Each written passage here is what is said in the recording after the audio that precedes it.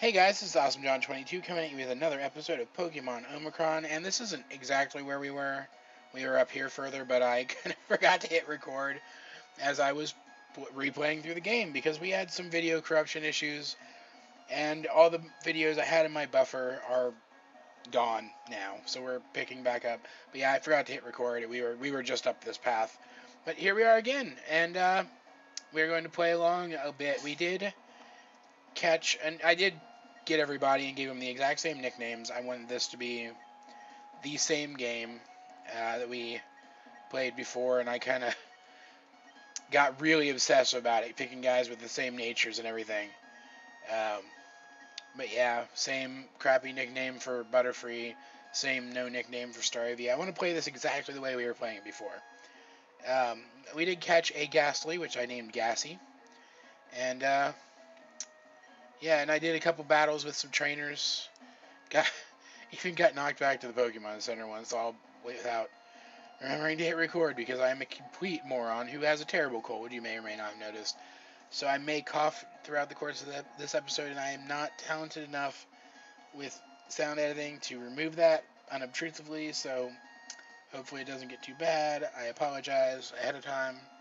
I think we battled this guy already. But yeah, we had a couple of level ups, I believe, from where we were when I left off. Here we are. There's a beach over here that I imagine we'll have to surf across later. With this cool lighthouse over here. Yeah. It doesn't do anything when you click on it or anything like that. But it's there. I don't know if it serves any purpose or anything. So we will keep it in mind. We have a daycare here with a Cyndaquil, a Blastoise, and a Grotle. No, not Grotle. Grovyle. Groetle's the other one. So starters of each of the three basic types in each stage, each from a different generation. I think that's pretty freaking cool. Over here we have this guy who is a bird keeper, I believe, and this is bird keeper. This is the guy who actually knocked me out before, pretty easily actually. His Pokemon are fast and they hit pretty hard. So I did not mean to use Strength. I meant to use Rock Throw, which we learned in a recent battle.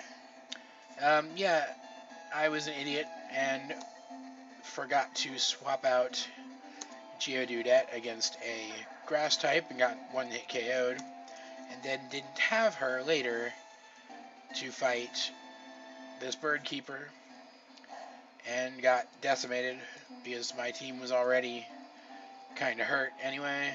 Oh, come on. One sand attack cannot make me miss this many times. Two sand attacks, however, might.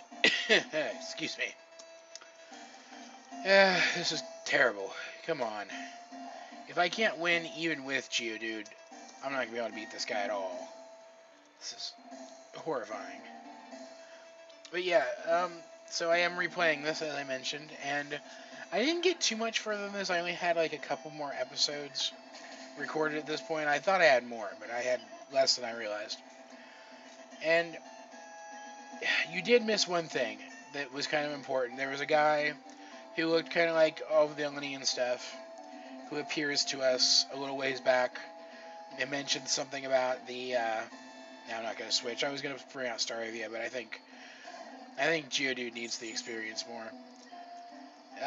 Talked about a legendary Pokemon and the corruption it brings and how we shouldn't have a problem with that or something like that. Basically just setting up the hero's plot for this particular story, which I'm still not 100% sold on. It's definitely interesting. And while I admit that I'm probably being too harsh on this game because of its overall high quality, come on, hit him, please. Now, I do admit that I'm probably being too harsh on this game because of its overall high quality, but I'm taking it quite seriously. And I don't know, it just feels kind of melodramatic, I guess, and yet at the same time anticlimactic. I'm gonna have to switch. This is awful. Starvey is still hurt. I had a battle just a couple minutes ago before I remembered to start recording. This is not going to end well, and I don't think... I mean, Butterfree might be able to get off an attack before they knock it out, but I don't know. And I'm getting all tactical now, which is annoying, I'm sure. So let's keep talking about the game. I feel like it's simultaneously melodramatic and anticlimactic because we have all the drama at the beginning, and we have this guy who's probably a villain popping up and getting all melodramatic with us about corruption and evil and stuff. And we have talk of death and things, like real character death. And then, I'm going to try Butterfree, I think. And then we go on the regular gym quest, and I don't know, it just seems silly, I guess, that our character would even be worried about something like that with everything else that's going on. So, oh, that's awful. Knocked K right out. Try our Star of AVA against it, I guess. But yeah, this is a great game. It's very well made, very well built, and I really enjoy it. And I definitely recommend that Pokemon fans check it out because it's pretty great. See if we're actually legit faster than this thing. And we are, yes, we can actually do some damage. I really thought we were going to lose again against this guy. Jeez, these trainers are really strong. The level curve in this is kind of steep. But yeah, definitely going to do some grinding before the next episode anyway. But yeah, I'm still not sold on the story of this game. I'm going to have to see some really impressive stuff going forward to kind of sell me on it. But I definitely recommend it because it is very well built and very well made, considering that it was made pretty much from scratch. And that's just amazing, as I've said before a few times. And please excuse me while I cut this around me running back to the Pokemon Center like a wimp and healing. Alright, and we are back. We are in the daycare, actually. I wanted to go ahead and look inside, and there's a Pokemon running around, and the guy says he'll take 2 of my Pokemon and raise them for a while, just like every other place. I did rearrange my guys a little bit so I could do some switch training. I'm sure those 2 down there battle me too, but I don't want to deal with it right now. I'd rather fight weak, wild Pokemon. I can't remember if you can get that. Yeah, you can get that item. Okay. So yeah, this game, I'm really enjoying it from a design standpoint. I'm not sure I'm designing it I'm not sure I'm enjoying it, rather. Jeez, I must sound crazy on these videos. Was I supposed to go in the cave? I honestly don't remember this part, guys. Yeah, I'm loving it from a design standpoint. I'm not sure I'm loving it from a story standpoint yet, but I definitely recommend trying it out. It's very, very cool. Excuse me. Roggenrola, which I'm not going to worry about because we have Geodude. But I am going to try my hand at battling it, which is a shame because all we have is Lick. But that's okay. Let's switch out. I noticed that Root's also falling behind in his training, so we're going to train him up a little bit too. But yeah, so let's take a couple minutes before this video ends, because that's not what I meant to use. I keep clicking buttons too fast. This video is coming to a close, so let's take a few minutes to talk about Mega Ruby and Alpha Sapphire. If you haven't, let me put it this way, if you haven't played them yet, play them, they're amazing. Absolutely amazing games that take the story of the Gen 3 games, the first 2 Gen 3 games, which I thought were kind of lackluster in terms of story, at least compared to their tertiary game, Emerald.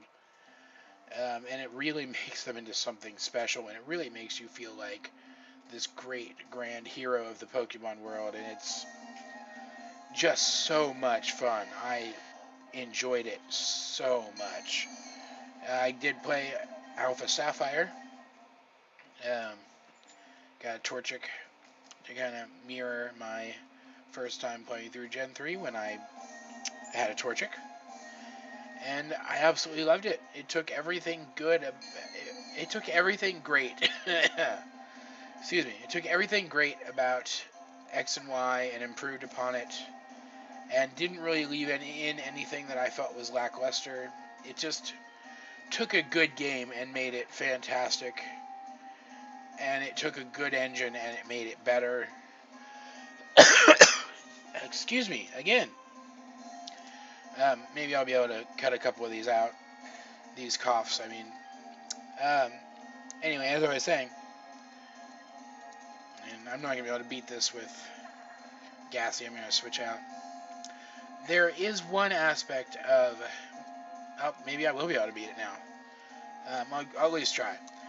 There was one aspect of Alpha Sapphire that I found annoying. Rather than a battle tower or a battle frontier, there's merely a reference to battle tower. And instead of anything else, any of the other really cool battle frontier stuff from Emerald, we get the battle Maison from X and Y.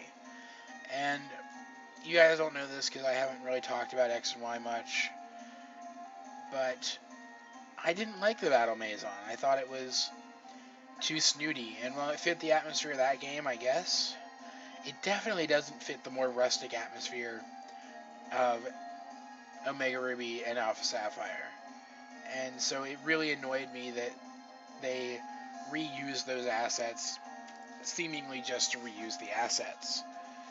Though the environment around the Battle Maison, the Battle Resort, I believe they call it, which they have confirmed is the same island on which the Battle Frontier exists in the previous games, is quite interesting, and I do enjoy it there. You get to fight all these other trainers kind of out around the area every so often, and they give you experience in their high level.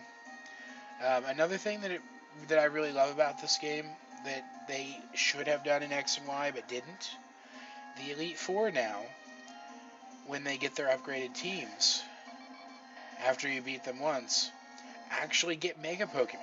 And that's very, very cool. And speaking of Mega Pokemon, so many cool Mega Pokemon designs. I am a huge Steelix fan, for example, and so I am really looking forward to when I find my missing Heart Gold version and get my Steelix transferred over there, so I can play around with Mega Steelix, who just looks great. That's pretty much it for this video, guys. We are running pretty long, actually, and you know me, I like to keep things short and sweet. Well, I don't know why I said that. I've never said that before. I just don't want these videos to get too long because it takes a really long time to render them. But yeah, so we're going to stop here for today, and hopefully I will be able to... I keep doing that every time I go to open the menu.